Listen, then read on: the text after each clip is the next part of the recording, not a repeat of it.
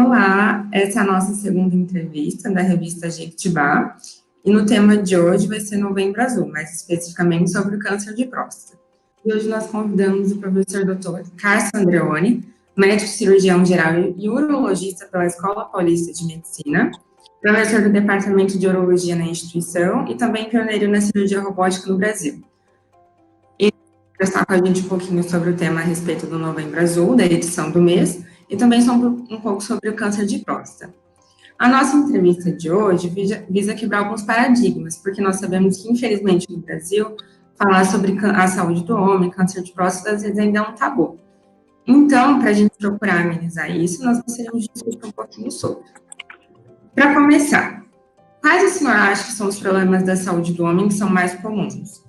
E também, qual é o papel do urologista? E com que idade o homem deve procurar esse especialista?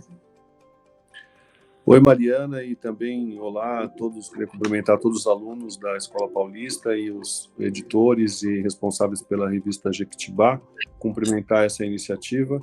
Lembrando aqui da minha época da escola, que eu entrei em 88, nós tínhamos também uma revista, e agora eu tenho acompanhado nesses últimos tempos, bem recente, e cumprimentar esse formato que eu achei muito interessante e que, inclusive, disponibilizando e aí ampliando aí o acesso, né, dos alunos da Escola Paulista de Medicina, e nós aí, não só como ex-alunos, mas também participando do corpo docente atual, mostrando aí uma qualidade e um comprometimento grande. Então, cumprimentá-los pelo trabalho e pela iniciativa. E uma felicidade falar sobre Novembro Azul, que, na minha opinião, dão uma ênfase exagerada para câncer de próstata, não exagerada, na verdade única, e eu acho sempre interessante falar um pouco de saúde do homem. Como você mesmo falou de tabu, não é só para câncer de próstata, o homem em geral, diferente da mulher, o homem tem um maior receio em procurar médico, em geral. Então, a gente deve lembrar, nesse momento, né, falando só um pouco mais, ampliar sobre também, chamar a atenção de outros quesitos, não só o câncer, como problemas de saúde do homem. Por exemplo, ainda no Brasil, a maior causa de mortalidade são doenças cardiovasculares, das quais os homens ainda têm uma prevalência maior. Especificamente sobre problemas masculinos, né, realmente as doenças de próstata, tanto o câncer quanto o aumento benigno da próstata, são doenças bastante prevalentes e que geram necessidade de tratamento medicamentoso, em muitos casos, disfunções sexuais, os problemas das infecções sexualmente transmissíveis, que vem crescendo nos últimos anos. E lembrar também um tema muito importante na minha visão, que fica um pouco de lado. Se eu não estou enganado, a terceira ou quarta causa de morte no país tem relação com acidentes, traumas, e eles são ditos causas externas, é uma classificação assim, mas nós temos, por exemplo, mais de 30 mil acidentes de carro, e a maioria são de homens, e muitas vezes relacionados ao uso de álcool e outras drogas relacionadas. Então, lembrar também que o homem, né, faz parte aí também, quer dizer, uma coisa meio masculina, sai do churrascão, beber cerveja, não tenho nenhum problema, mas vai lá, e os homens acabam sendo responsáveis pela maioria dos traumas e acidentes automobilísticos. Falando, como você perguntou, a idade do homem, né, o urologista acaba sendo... urologia é uma especialidade, às vezes, confundida como sendo o ginecologista do homem, mas não é bem assim, é um pouco mais amplo, porque o urologista, ele trata das doenças urinárias, tanto do homem quanto da mulher, então problemas renais cirúrgicos, né? Problemas renais não cirúrgicos é o nefrologista, as pessoas confundem muito isso, né? Então o homem cuida dos rins e da bexiga, do homem e da mulher, e especificamente do aparelho reprodutor masculino. O nome da especialidade original chamava-se cirurgia geniturinária, assim como todas as especialidades do departamento de cirurgia, como a urologia é uma especialidade cirúrgica, né? Então, é a cirurgia da parte genital masculina e urinária masculina e feminina. Do ponto de vista genital, o aparelho reprodutor, nós temos o pênis, o testículo e a próstata, né?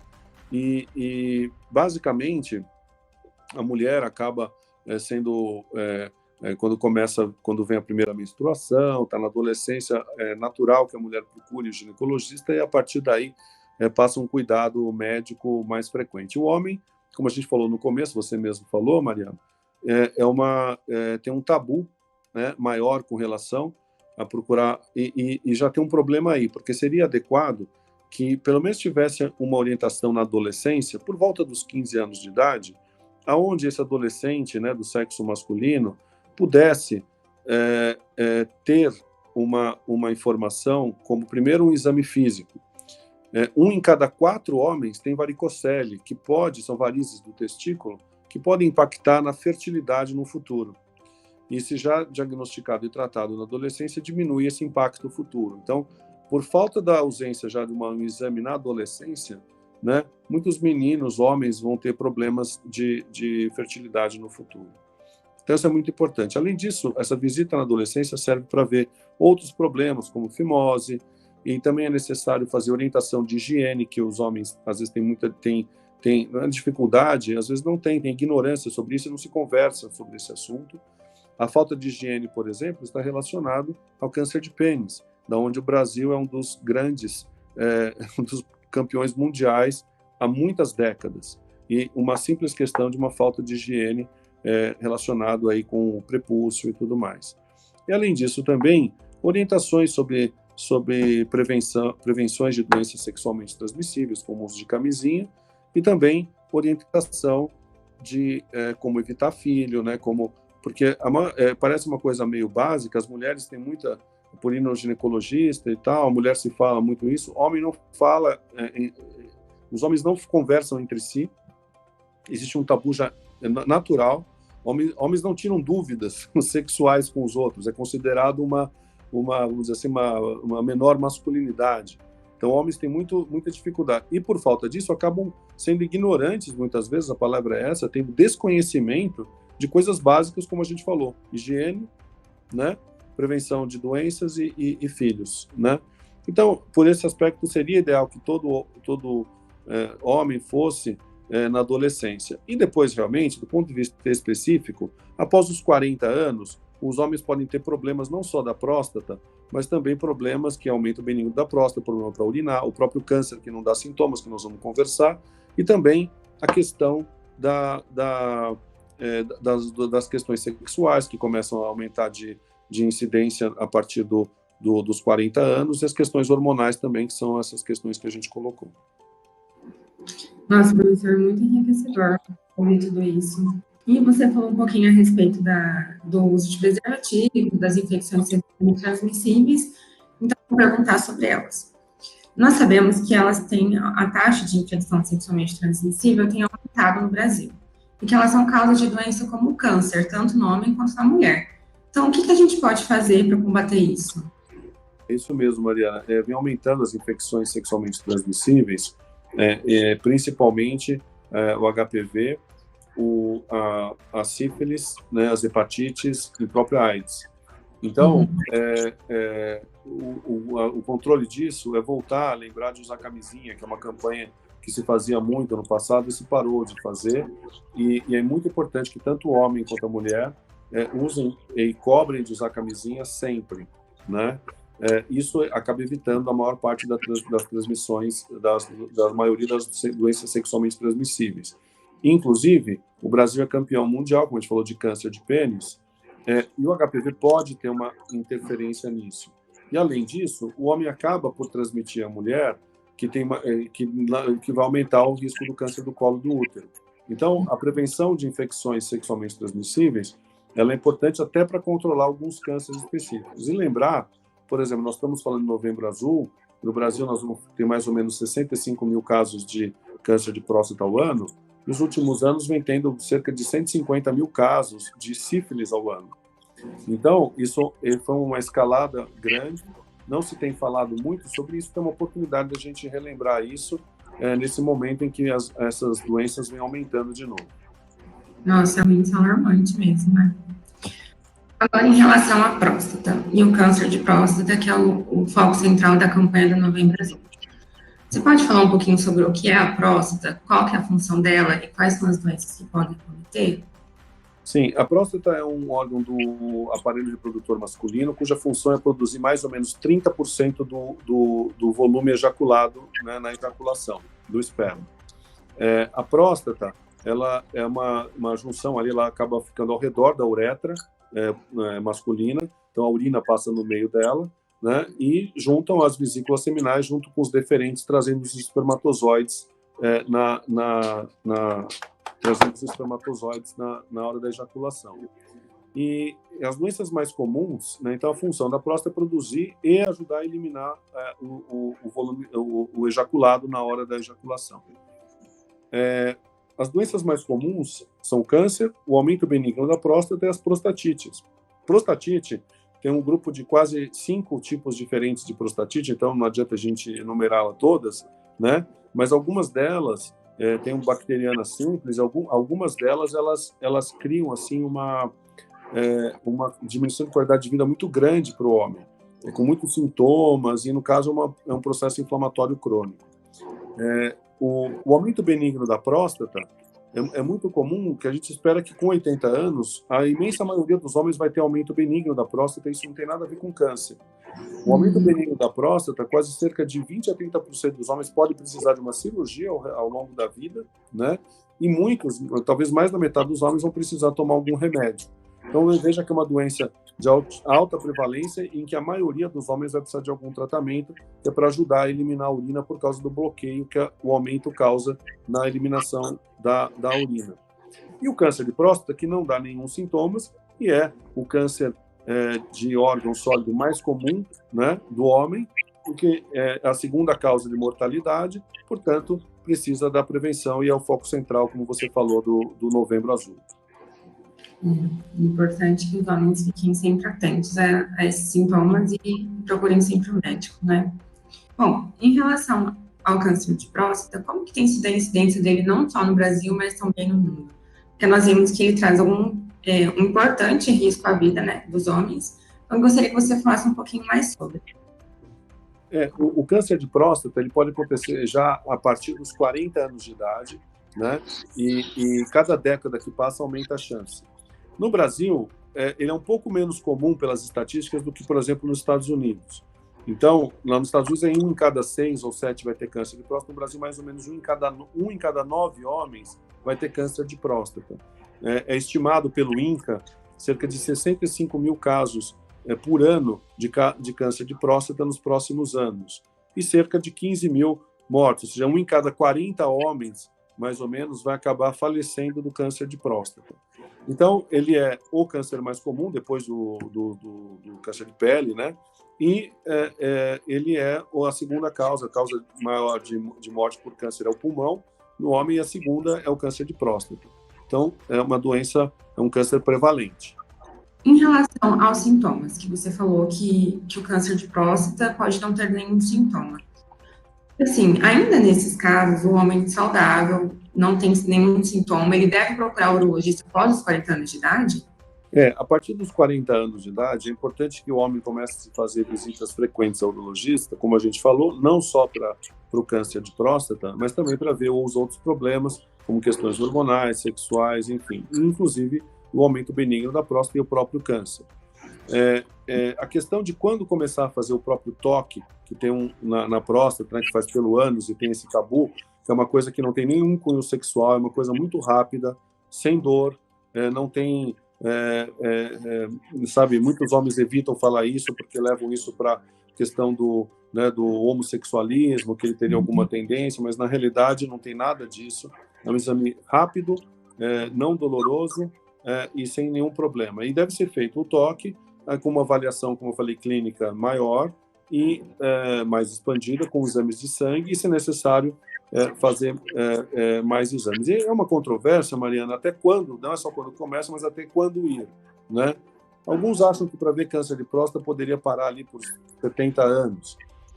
Aí vai depender da condição de cada um, do acesso de cada um em cada país, cada setor do segmento do socioeconômico tem de acesso à saúde. Entendi. Muito obrigada.